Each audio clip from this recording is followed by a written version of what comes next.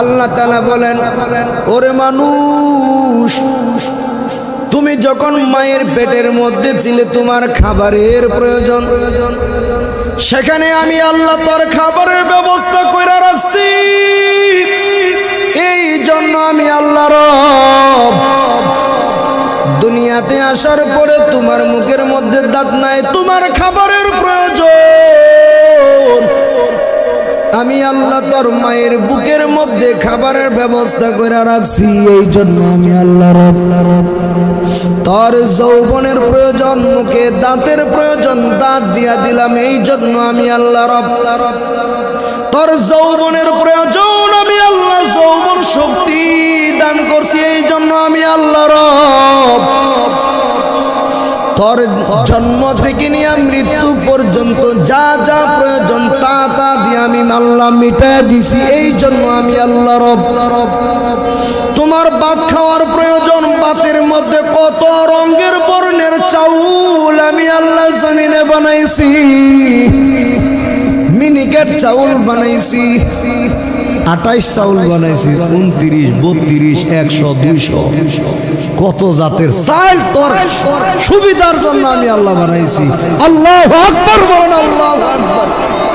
বান্দা তুমি মাছ খাইবা, তোমার মাছের প্রয়োজন, আমি আল্লাহ এক প্রকার মাছ বানাইলি তোমার জন্য যথেষ্ট হয়ে যাইতো। যেহেতু আমি আল্লাহ রব, এই জন্য তোর জন্য নানান রকমের মাছ বানাইছি। ইলিশ মাছ বানাইছি, রুই মাছ বানাইছি, কাতল মাছ বানাইছি, শিং মাছ বানাইছি, টাকি মাছ বানাইছি, বোয়াল মাছ বানাইছি, পাঙ্গাসও বানাইছি। আল্লাহ তাআলা বলেন, একটা মাছের মধ্যে কত রঙের স্বাদ আমি আল্লাহ দান করছি। ইলিশ মাছের মাথার মধ্যে একরকম স্বাদ, পেটের মধ্যে একরকম স্বাদ, তারপরে নেঙ্গুর কই নাকি আমার দেশে লেজের মধ্যে একরকম স্বাদ। একটা মাছের মধ্যে বিভিন্ন রকম স্বাদ যিনি দিয়া দিয়েছেন তার নাম হলো রব। আল্লাহু আকবার বলেন, আল্লাহু আকবার। বান্দা তুই ফল খাইবি,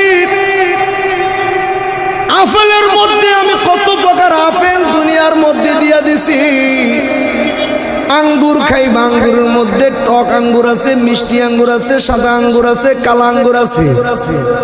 তোর যেটা প্রয়োজন সেটাই খা, তোর সমস্ত প্রয়োজন মিটায়া দিতেছি। এই জন্য আমি আল্লাহ রব। আম গাছের মধ্যে আমি আল্লাহ তোর জন্য কত রঙের আম বানাইছি, ফজলি আম, ল্যাংটা আম, কত জাতের আম, এরপরে আরো যত কিনা কো রুফালি আম, রুফালি গুফালি কত জাতের আম তোর জন্য বানাইছি। আল্লাহ বলেন, তোর সকল আম দিয়া তোর প্রয়োজন মিটায়া বুঝাই দিছি আমি আল্লাহ রব। এই জন্য আল্লাহ বলেন, আলহামদুলিল্লাহি রাব্বিল আলামিন। সমস্ত প্রশংসা আল্লাহ তাআলার জন্য, যিনি তামাম জগতের প্রতিপালক।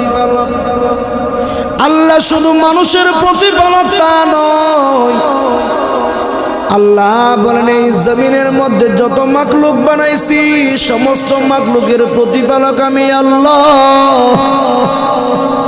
ওয়ামা মিন দাবাতিন ফিল আরদি ইল্লা আলাল্লাহি রিজকুহা। পৃথিবীতে এমন কোন প্রাণী নাই, এমন কোন মাখলুক নাই যার রিজিকের ব্যবস্থা আমি আল্লাহ করি নাই। সমুদ্রের ভিতরে বড় বড় প্রাণী আল্লাহ বানায় রাখছে, বড় বড় টনের খাবার যে আল্লাহ খাওয়ায় তার প্রয়োজন মিটায়া দেয়, তার নামই হলো রব। আর তার জন্যই সমস্ত প্রশংসা। একবার জবান খুলে বলেন আল্লাহু আকবার, আল্লাহু আকবার। জবান খুলে বলেন আল্লাহু আকবার। আল্লাহ যে কত বড় রব, আল্লাহ যে কত বড় রব, এটা মুসলমান চিনে না আল্লাহকে। মুসলমান আল্লাহ চিনে না। আল্লাহ যদি চিনত, আল্লাহর কুদরতি পায়ে সিজদা না দিয়া মাজারের মধ্যে গিয়ে সিজদা দিত না।